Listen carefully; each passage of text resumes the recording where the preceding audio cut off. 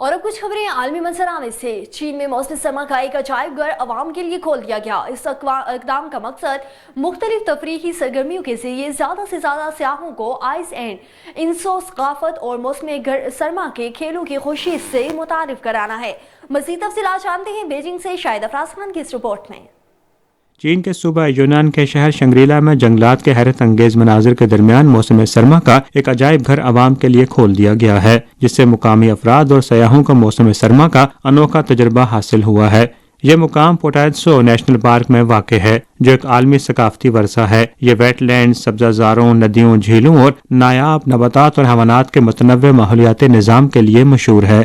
دل فریب مناظر کے درمیان سیاح برف سے ڈھکی ہوئی ڈھلوان پر ٹیوبنگ، سلیجنگ اور ٹیبوگیشن سمیت سنو مین بناتے ہوئے خوبصورت تصاویر کھینچتے ہیں اور بھرپور لطف اندوز ہوتے ہیں۔ حکام کے نزدیک ان کا مقصد متنوع سرگرمیوں کے ذریعے زیادہ سے زیادہ سیاحوں کو اپنی آئس اینڈ سنو ثقافت اور موسم سرما کے کھیلوں کی خوشی سے متعارف کرانا ہے۔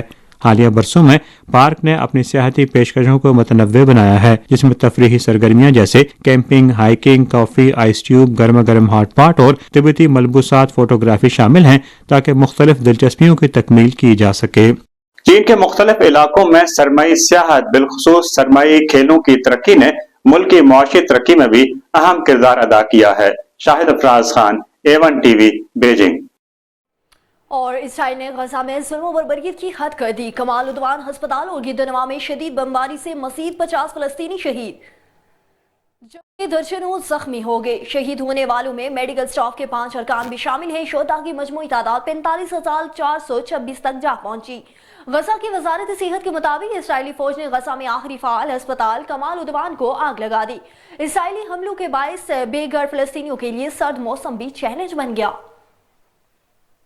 اور مکہ مکرمہ سمیت گرد و نواح میں موسلادھار بارش ہوئی۔ مسجد الحرام میں روح پرور مناظر دیکھنے میں آگے۔ مکہ مکرمہ سمیت ملحقہ علاقوں میں دیکھتے ہی گھٹائیں چھا گئی اور خوب جم کر بادل برسے۔